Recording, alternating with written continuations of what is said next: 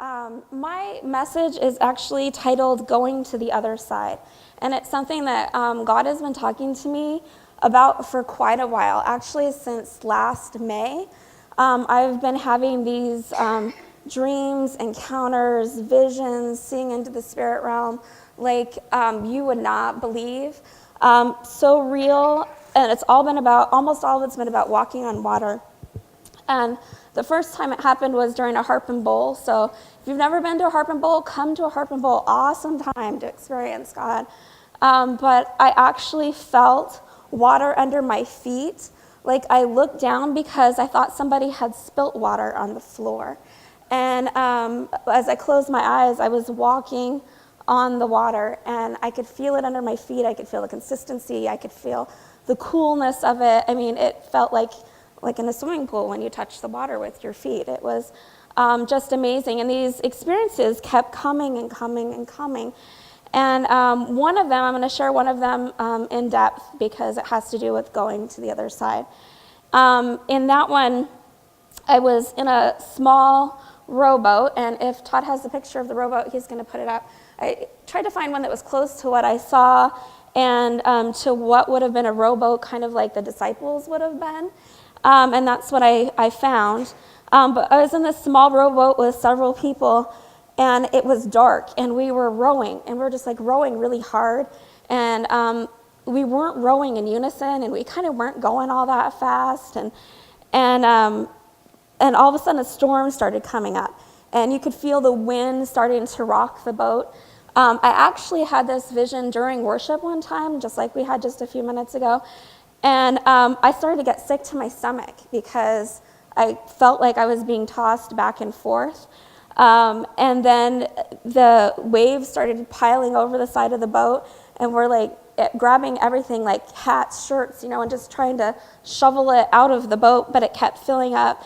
And I started to just feel like this panic, like I'm gonna die, like I'm gonna die. And I would open up my eyes, okay, I'm still here, everything's okay. So, but there was that feeling of just being terrified. And Todd, if you could go to the next picture of the guys in the storm, that would be awesome. So the boat is rocking back and forth like it's going to flip over. It's filling with water quicker than we could actually bail it out. And then I see Jesus, and his eyes are captivating. And just everything else fades. Don't notice the boat, don't notice the wind, don't notice the waves, don't notice anything. Like immediately, all fear is gone as I look into his eyes. And just overwhelming love. Where there was overwhelming fear, all of a sudden there's overwhelming love. And he stretches out his hand and he says, "Come." And that word, just that word, propels me out of the boat and onto the water. I'm not thinking about the wind. I'm not thinking about the waves. It's just Jesus said, "Come," and I'm going. And it was almost like the only thing I can think to describe it as is like being hypnotized. You just do what you're told, and you're not paying attention to anything else that's going on around you. And I'm about arm's length, about from me to Liz. Jesus would be Liz. And I'm about that far away. And suddenly, I see this wave coming up behind him. And if Todd, you could put the picture of the wave up, that would be awesome. This huge wave I see coming up behind him. And it's getting taller and taller and taller. And it's like 3 times taller than he is. And all of a sudden, when I see that wave, I realize the storm is still raging all around me. The wind is going, the waves are rocking, and suddenly I'm filled with fear again. And I think, I'm going to die. Like, this wave is going to come, and it's going to pull us both under, and I'm going to die. So I take a running lunge for Jesus because I'm thinking that's my only salvation is to make it to him. So I just run and lunge for his arms. And as I reach him, I just grab hold of him with everything I have. And I see still over his shoulder that the wave's reaching its highest point, and it's just going to break over us. And I bury my head into his shoulders, expecting that it's going to overwhelm us and drag us under. And what I feel is him laughing. He starts laughing. And it harmlessly just splits around us, kind of like the parting of the Red Sea, I imagine. But it splits into all around us, and we just get sprayed with a little bit of mist. And I look over his shoulder, and all of a sudden the sun is rising, and the clouds are completely gone, and the storm is completely gone. And I look down, and we're standing on smooth waters. There's no storm, no clouds, no wind. It's light outside where it was dark. And I can see now across the lake to the other side. And we just began walking hand in hand, like walking on the water to the other side. So these visions and encounters kept happening so often, things like that, over and over again, walking on the water and things like that. And they're so real. I told Mike, he's like, are you really there? Is it a vision? I'm like, I don't know. Like, I just know that it's more real than real life is all I can say. It was just so real. And it kept happening over and over again. They started in May, and they just kept happening so often that in October, Pastor Mike was doing like some prophetic activations. He took people into the throne room, and I was walking on the water again. And I told him, I said, I couldn't go into the throne room. God had me walking on water again. And he said, well, he's taking you where you need to go. And I said, that's what it was stirring in me. It was just such excitement about what God was going to do with us and with us as a church. I know it wasn't just about me. And I was so excited about what's coming, and I know that God just had huge plans for all of us. And I was just praying about that because I felt like the enemy was really stirring storms against all of us, and that we've been all walking through it. And but I still wasn't sure of what God's plan was, other than get out of the boat and walk on the water. So in November, Keo and I actually went to a pastor's conference at Mike Maiden's church. And I told her when we got back in the car, I'm like, oh my gosh, I felt like that was just for me. Because all of a sudden the explanation just dropped just like that. And Mike Maiden is an amazing prophet in the valley if you don't know him. He's awesome.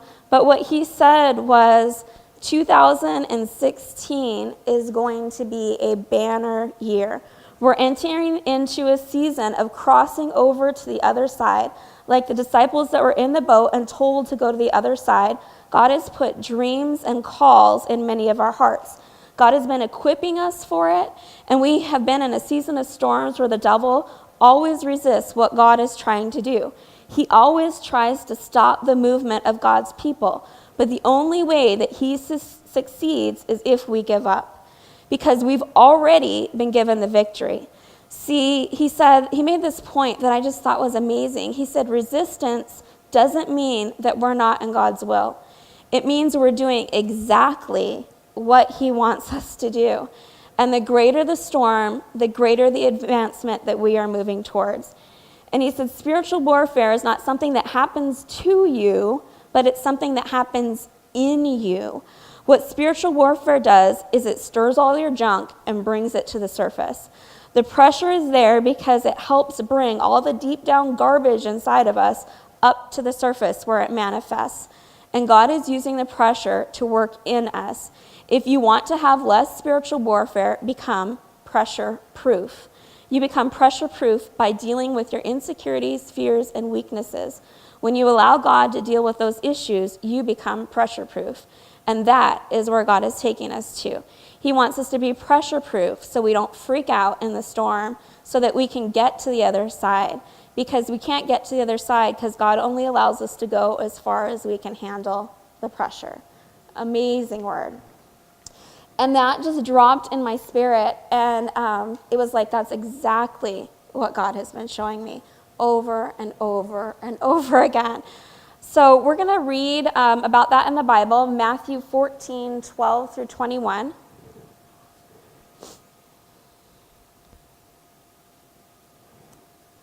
And it says, immediately Jesus made his disciples get into the boat and go before him to the other side. And the version that I have says immediately after that. So I looked at what the after that was, and it was a whole chapter, so I didn't want to read it. But the after that was John the Baptist was beheaded. And Jesus actually went away from everything. He was looking to get away by himself, and the crowds followed him. And he ended up preaching to them and healing them, and it wasn't what he set out to do, but he was moved by compassion to minister to them. And then the disciples even said, what do we do? There's too many people here. You need to send them away, because they were out in the middle of nowhere and they had no food. And he said, let's feed them. And he multiplied the bread and the fishes and fed all of them. They took up the bread. And then he went away again to get by himself. So he even sent his disciples away. It's like God and me time. And he really needed that, because John the Baptist had just been beheaded. He was grieving, I think. Doesn't say that, but it does say that he was looking to get away by himself. So verse 22 says, immediately Jesus made his disciples get into the boat and go before him to the other side while he sent the multitudes away. And when he had sent the multitudes away, he went up on the mountain by himself to pray. Now when evening came, he was alone there. But the boat was now in the middle of the sea, tossed by the waves, for the wind was contrary. Now in the fourth watch of the night, Jesus went to them walking on the sea. And when the disciples saw him walking on the sea, they were troubled, saying, it's a ghost, and they cried out in fear. But immediately Jesus spoke to them, saying, be of good cheer, it is I, do not be afraid. And Peter answered him and said, Lord, if it is you, command me to come to you on the water. So he said, come. And then Peter had come down out of the boat. He walked on the water to go to Jesus. But when he saw that the wind was boisterous, he was afraid, and beginning to sink, he cried out, saying, Lord, save me. And immediately Jesus stretched out his hand and caught him and said to him, O you of little faith, why did you doubt? And when they got into the boat, the wind ceased. Then those who were in the boat came and worshipped him, saying, truly, you are the Son of God. When they had crossed over, they came to the land of Gennesaret. And when the men of that place recognized him, they sent out into all that surrounding region, brought to him all who were sick, and begged him that they might only touch the hem of his garment, and as many as touched it were made perfectly well. So when I began studying this, God started talking to me about a plan about getting to the other side. And he said, don't look at what Peter did. Look at what Jesus did. Because Jesus is our example. Jesus got some horrible news and kind of wanted to just be alone to talk it out further. And that's something that should be a clue to us when we're hurting or in doubt or confused or feel inadequate or afraid. We tend to pull back from God and hide from God, from our church, from our family, from whoever. And we need to learn not to run away from God, but to run to God. And then Jesus went and spent some time in prayer. And that's the next thing we need to do, is spend some time in the prayer and time in the Word. Time with God produces three things that you're going to need to make it to the other side. It produces vision, it produces faith, and it produces focus. And those are the things we're going to be talking about tonight. In my vision that I had, that I shared with you, seeing Jesus and hearing from him to come produced the vision and the goal to come to him. It gave me faith to step out of the boat and a single-minded focus that allowed me to move forward towards him. Everything else just faded. My circumstances didn't change, but my faith level and my focus did. And when you get a vision from God, that's what happens. Your faith level increases and your focus needs to be on fulfilling whatever vision or goal he's given you. So I want to talk about these three components you need to successfully make it to the other side. The first one is a vision or a goal. In Proverbs 29:18, it says, where there is no revelation, the people cast off restraint, but happy is he who keeps the law. And in the version I read, it said, when people do not accept divine guidance, they run wild. But whoever obeys the law is joyful. And so it got me thinking, have you ever seen undisciplined kids running wild? I have. They just do whatever entertains them without any thought of who they're harming, harm to themselves, what they're destroying, and they usually end up hurting other people or getting hurt or causing some kind of destruction. So we don't want to be running around like undisciplined little kids and just doing whatever makes us happy. We want to seek God for a vision and a goal and a plan for our life. Because when we're doing what God is leading us to do and we have that vision and we're following it, it produces happiness. It produces great joy. So that's kind of one of the ways you can tell, am I doing what God's called me to do? Because even though there'll be storms, even though there'll be problems, you'll be experiencing joy while you're doing it. John 5:16 through 20 says,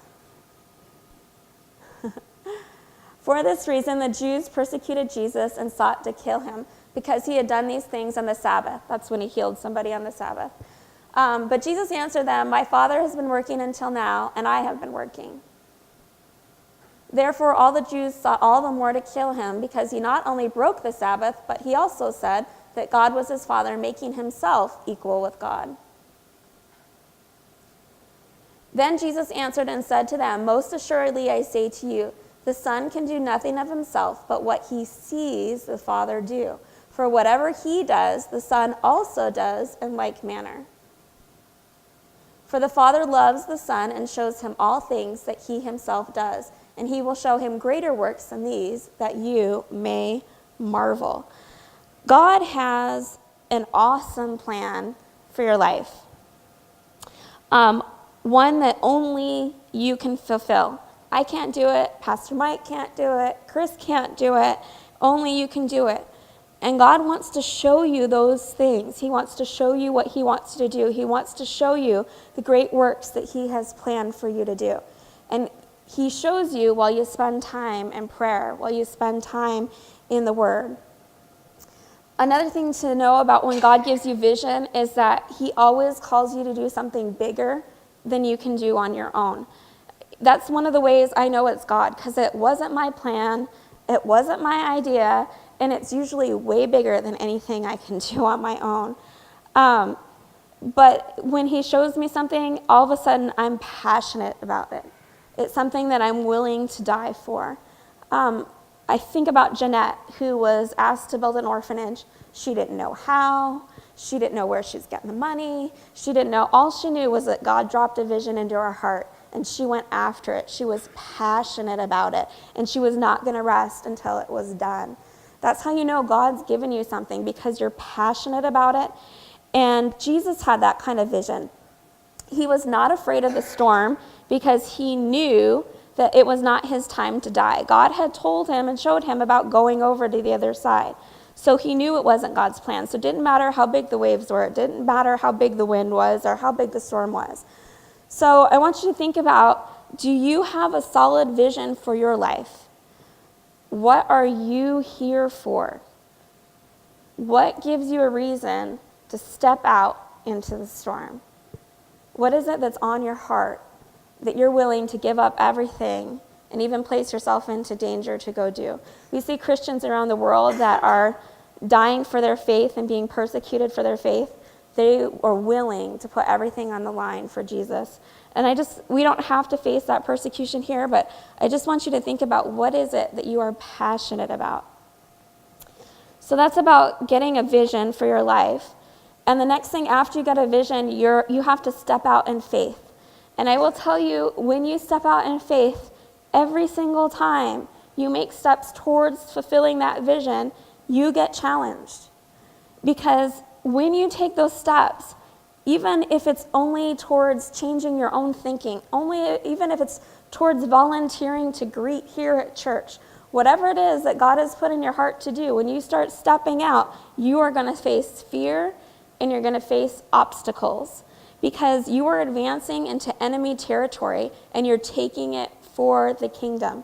Even if it's in your own thoughts, even if it's in your own life, you don't have to go to India to face fear and obstacles. You can get it right here.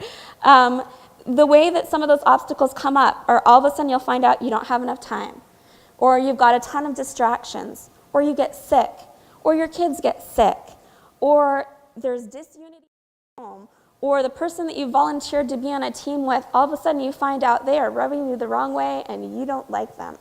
There is always something that is going to come up that's going to challenge you. And what happens is the enemy is trying to get you to doubt what God told you to do. He asked Peter, why did you doubt? Jesus told him to come like 3 seconds before that, I think. And he started thinking when he started doubting. The enemy is trying to get you to say, did I really hear from God? Am I really supposed to be doing this? Maybe I should just quit. Maybe it's not the right time. Maybe I should give up and go somewhere else, right? I think everybody's had those kinds of thoughts when you step out and try to do something for God. So Matthew 21:21 and 22, Jesus answered and said to them, assuredly I say to you, if you have faith and do not doubt, you will not only do what was done to the fig tree, but also if you say to this mountain, be removed and cast into the sea, it will be done. For whatever things you ask in prayer, believing, you will receive. So Jesus says you have to believe, which is having faith, and when you pray and you believe, then you will receive. Notice it doesn't say that you won't face any obstacles and everything will be perfectly smooth and you'll just walk through life skipping through roses. It doesn't say any of that. It says you have to pray and believe and then you'll receive. So that's the kind of faith that Jesus had. It's why he did so many supernatural things. As I started reading through the life of Jesus again, I started noticing he did not care about obstacles.